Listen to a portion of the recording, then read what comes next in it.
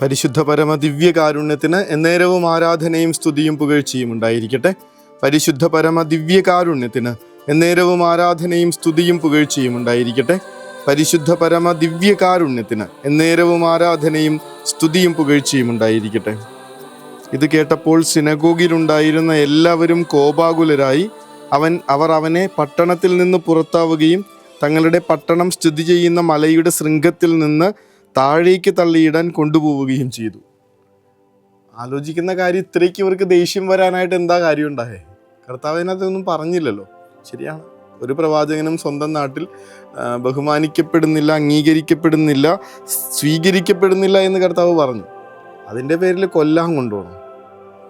ഈ ധ്യാനചിന്തകളൊക്കെ വായിച്ചുകൊണ്ടിരിക്കുമ്പോൾ അതിനകത്ത് പറഞ്ഞിരിക്കുന്നൊരു കാര്യം, അവർക്ക് ദേഷ്യം തോന്നാനുണ്ടായ ഒരു കാര്യം ഇതായിരുന്നു. കർത്താവ് സറപ്തായിലെ വിധവയെ അനുഗ്രഹിച്ച എലിയ പ്രവാചകനെ കുറിച്ചാണ് പറയണേ.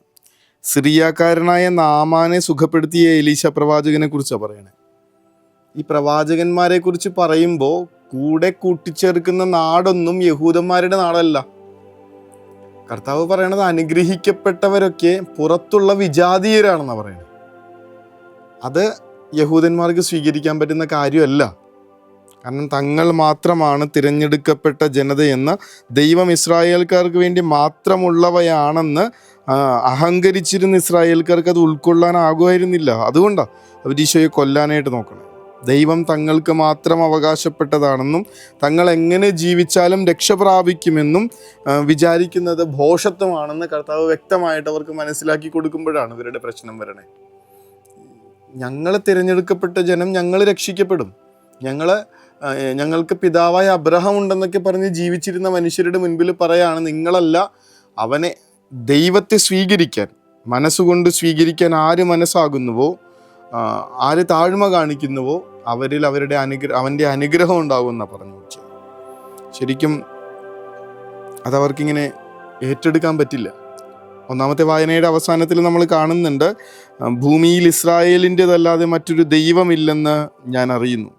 നാമാൻ പറയുന്ന കാര്യമാണ്. ഈ കർത്താവ് പറഞ്ഞതനുസരിച്ചൊരിത്തിരി നേരത്തേക്ക് തൻ്റെ ദേഹം ഒന്ന് ഇസ്രായേലിലെ നദികളിലൊന്നിൽ മുങ്ങിപ്പൊങ്ങാനായിട്ട് അനുവദിക്കുമ്പോഴേക്ക് അയാളുടെ അശുദ്ധി മാറി അയാൾ വിശുദ്ധീകരിക്കപ്പെടുന്നത് നമ്മൾ കാണും. കർത്താവ് പറഞ്ഞത് കേട്ടിട്ട് അയാൾക്ക് വിശ്വാസമൊന്നുമില്ല എന്ന് വ്യക്തമായിട്ട് അയാൾ പറയുന്നുണ്ട്.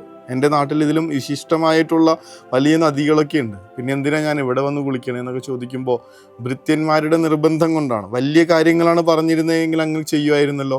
ഇത് വെറുതെ ഒന്ന് നദിയിൽ പോയി മുങ്ങി കുളിക്കാനല്ലേ പറഞ്ഞുള്ളൂ, ഒന്ന് വിശുദ്ധീകരിക്കാനല്ലേ പറഞ്ഞുള്ളൂ.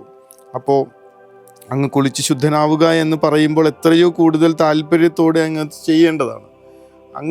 അങ്ങനെ ദൈവം പറഞ്ഞതുകൊണ്ട് മാത്രം, കർത്താവിൻ്റെ വാക്കനുസരിച്ച് മാത്രം നാമാൻ ഇങ്ങനെ നദിയിൽ പൊങ്ങുമ്പോൾ, ജോർദാനിൽ ഇറങ്ങി 7 പ്രാവശ്യം മുങ്ങിപ്പൊങ്ങുമ്പോൾ അവൻ കുഷ്ഠരോഗത്തിൽ നിന്ന് ശുദ്ധീകരിക്കപ്പെടുന്നു. ആ സമയം നാമാൻ്റെ ഏറ്റുപറച്ചിലാണ് നമ്മൾ കാണുന്നത്, ഭൂമിയിൽ ഇസ്രായേലിൻ്റെതല്ലാതെ മറ്റൊരു ദൈവമില്ലെന്ന് ഞാൻ അറിയുന്നത്. അത് അയാൾ ഓൾറെഡി തീരുമാനിച്ചതാ, അയാൾ മനസ്സിലാക്കിയതാ. കാരണം ദൈവം പറയണത് കേൾക്കാൻ അയാൾ മനസ്സാകുമ്പോൾ അയാൾ വിശ്വസിച്ച് തന്നെ സമർപ്പിക്കുക. വേറൊരു ദൈവമില്ലെന്ന് മനസ്സിലാക്കുന്ന ഒരു അവസ്ഥയിലേക്ക്, ഒരു ഭാഗ്യത്തിലേക്ക് നാമാൻ എത്തിച്ചേരുന്നുണ്ട്. ഇങ്ങനെ കർത്താവിൽ ആശ്രയിക്കുന്നവരിലേക്ക് അവിടുത്തെ അനുഗ്രഹം വർഷിക്കപ്പെടുമെന്ന് ഈശോ ഇങ്ങനെ തൻ്റെ ചുറ്റുമുള്ളവരെ പഠിപ്പിക്കുമ്പോൾ അവർക്കത് സ്വീകരിക്കാനായിട്ട് ഇഷ്ടമില്ലാതെ വരും. അന്ന് അവരെ സ്വീകരിച്ചോ ഇല്ലയോ എന്നുള്ളത് നമുക്കിപ്പോൾ പ്രശ്നമുള്ള കാര്യമല്ല. പക്ഷേ ഇപ്പോൾ നമ്മൾ ഓർക്കേണ്ട കാര്യം ഇത്രയേ ഉള്ളൂ, ക്രിസ്ത്യാനിയായി എന്നുള്ള തലക്കെട്ടിൽ മാത്രം ഒരാൾ രക്ഷപ്പെടാൻ പോകുന്നില്ല. രക്ഷ പ്രാപിക്കാനായിട്ട് ക്രിസ്തുവിനെ ഹൃദയം കൊണ്ട് അംഗീകരിച്ച് അവൻ്റെ വഴിയിൽ കൂടി നടന്നേ പറ്റുള്ളൂ എന്നുള്ളത് ഈ ഒരു നോൻപ് കാലത്തിൻ്റെ ഓർമ്മപ്പെടുത്തലാണ്. ഈ വഴികളൊക്കെ, ഇപ്പോഴുള്ള നമ്മുടെ നടവഴികളൊക്കെ കുരിശിൻ്റെ വഴികളാണെന്നറിയണം. മാറി നടക്കുന്നവർ അവനോടുകൂടെ എങ്ങനെയാണ് ഉദ്ധാനം ചെയ്യണേ? കർത്താവിനെ ഇങ്ങനെ ദൈവമായും കർത്താവായും സ്വീകരിക്കുകയും ഏറ്റുപറയുകയും ചെയ്യുന്ന ഏതൊരു മനുഷ്യനും അങ്ങനെ ഏറ്റുപറയുന്നവനെ രക്ഷിക്കപ്പെടുള്ളൂ. അത് ബാക്കി എത്ര വലിയ നന്മ ചെയ്യുന്നവനാണെങ്കിലും, എത്ര വലിയ പരോപകാരിയാണെങ്കിലും, എത്ര ഉപവിപ്രവർത്തനങ്ങൾ ചെയ്യുന്ന ഒരാളാണെങ്കിലും കർത്താവിനെ ദൈവമായിട്ട് ഏറ്റുപറയുന്ന ഒരാളാണ് രക്ഷയിലേക്ക് പ്രവേശിക്കുന്നതെന്ന് വചനം വ്യക്തമായിട്ട് ക്രിസ്റ്റൽ ക്ലിയർ ആയിട്ട് പറഞ്ഞിട്ടുണ്ട്. അതിനകത്തൊരു യാതൊരു സംശയവും വേണ്ട. ഒരാൾ കർത്താവിനെ ദൈവമായിട്ട് സ്വീകരിച്ചില്ലെങ്കിൽ അവനെങ്ങനെ രക്ഷ പ്രാപിക്കണേ? കാരണം രക്ഷ ക്രിസ്തുവിലൂടെയാണെന്ന് വചനം പറയുന്നുണ്ട്. ഞാനാണ് വഴി, ഞാനാണ് സത്യം, ഞാനാണ് ജീവൻ എന്ന് കർത്താവ് ഓർമ്മപ്പെടുത്തുന്നുണ്ട്. ഞാൻ മാത്രമാണ് വഴി, ഞാൻ മാത്രമാണ് സത്യം, ഞാൻ മാത്രമാണ് രക്ഷ. എക്സ്ക്ലൂസീവാണ്, വേറൊരു വഴിയില്ല. അപ്പം അവനിലെത്തിച്ചേരാതെ ഒരാളെങ്ങനെയാണ് രക്ഷയിലേക്ക് പ്രവേശിക്കണേ?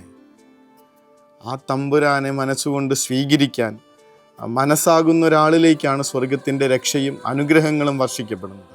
ക്രിസ്ത്യാനിയായിട്ടും അവനെ തിരിച്ചറിയാതെയും അവൻ്റെ വഴിയിൽ നടക്കാതെയും അവനെ ദൈവമായിട്ട് വിളിച്ചു പറയാൻ മടി കാണിക്കുകയും ചെയ്യുന്ന ഒരാൾ എങ്ങനെയാണ് രക്ഷപ്പെടുക? ഈ ഒരു നോമ്പുകാലം ഇതുപോലുള്ള സീരിയസ് ആയിട്ടുള്ള കാര്യങ്ങൾ ചിന്തിച്ചുറപ്പിച്ച് ജീവിക്കേണ്ട കാലമാണെന്നേ. പ്രതിവചന സങ്കീർത്തനത്തിൽ നമ്മൾ വായിക്കും, എൻ്റെ ഹൃദയം ദൈവത്തിനായി ദാഹിക്കുന്നു, എപ്പോഴാണ് എനിക്ക് ദൈവസന്നിധിയിലെത്തി അവിടുത്തെ കാണാൻ കഴിയുക. ഈ ഒരു ആഗ്രഹത്തോടെയും ഈ ഒരു വലിയ തീക്ഷ്ണതയോടുകൂടെയും ജീവിക്കേണ്ട കാലമാണ്. എനിക്കെൻ്റെ കർത്താവിനെ കാണണം. എൻ്റെ ഹൃദയം എൻ്റെ ദൈവത്തിനായിട്ട് തുടിച്ചുകൊണ്ടിരിക്കുക, ദാഹിച്ചുകൊണ്ടിരിക്കുക. ഇത് ദൈവത്തിനായിട്ട് ദാഹിക്കാനുള്ളൊരു കാലം. അങ്ങനെ ദാഹിക്കുന്ന ഓരോരുത്തരിലേക്കും ജീവജലത്തിൻ്റെ ഉറവയായി അവിടുന്ന് അവൻ്റെ ഹൃദയത്തിലേക്ക് ഒഴുകിയിറങ്ങുന്ന കാലം. കർത്താവേ, ഞങ്ങളെ ആ വഴിയെ നടക്കാൻ അനുഗ്രഹിക്കണമേ, നേരായ മാർഗം ഞങ്ങൾക്ക് കാണിച്ചു തരണമേ എന്നുള്ള പ്രാർത്ഥനയോടുകൂടെ നമുക്ക് മുട്ടിന്മേലായിരിക്കും. പരിശുദ്ധ പരമദിവ്യകാരുണ്യമേ, അനന്ത സ്നേഹമേ, പരിശുദ്ധ പരമദിവ്യകാരുണ്യമേ, അനന്ത സ്നേഹമേ.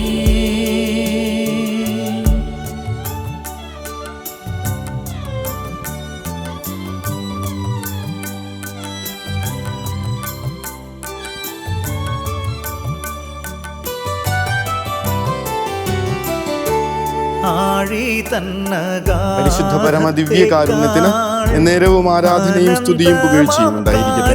പരിശുദ്ധ പരമദിവ്യ കാരുണ്യത്തിന് എന്നേരവും ആരാധനയും സ്തുതിയും പുകഴ്ചയും ഉണ്ടായിരിക്കട്ടെ. പരിശുദ്ധ പരമദിവ്യ കാരുണ്യത്തിന് എന്നേരവും ആരാധനയും സ്തുതിയും പുകഴ്ചയും ഉണ്ടായിരിക്കട്ടെ. കർത്താവെ, നീ ദൈവമാണെന്നും നീ കർത്താവാണെന്നും ഞാൻ ഏറ്റുപറയുന്നു, വിശ്വസിക്കുന്നു. അത് ആരുടെ മുൻപിലും സാക്ഷ്യപ്പെടുത്താൻ ഞാൻ ധൈര്യപ്പെടുന്നു. അങ്ങയെ ഹൃദയം കൊണ്ട് ആരാധിക്കുകയും അധരം കൊണ്ട് ഏറ്റുപറയുകയും ചെയ്യുന്നവരുടെ ഗണത്തിൽ ചേരാനുള്ള കൃപയും അഭിഷേകവും നൽകണേ എന്ന വലിയ പ്രാർത്ഥനയോടുകൂടെ നമുക്ക് ഉറക്കത്തിലേക്ക് പോകാം. ഈശോ അനുഗ്രഹിക്കട്ടെ. കരുണതൻ കയർ പിടിച്ച് നയിച്ചിടും സ്നേഹമേ, ദിവ്യകാരുണ്യ സ്നേഹമേ, പരിശുദ്ധ സ്നേഹമേ,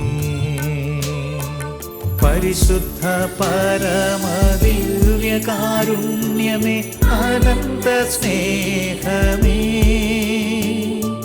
പരിശുദ്ധ പരമദിവ്യകാരുണ്യമേ, അനന്ത സ്നേഹമേ.